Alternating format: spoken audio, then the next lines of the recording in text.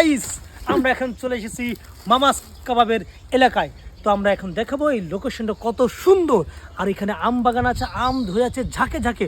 সম্ভব হলে চুরি করে একটা খাবো, সেটা আপনাদের দেখাবো। চলুন। আম বাগান,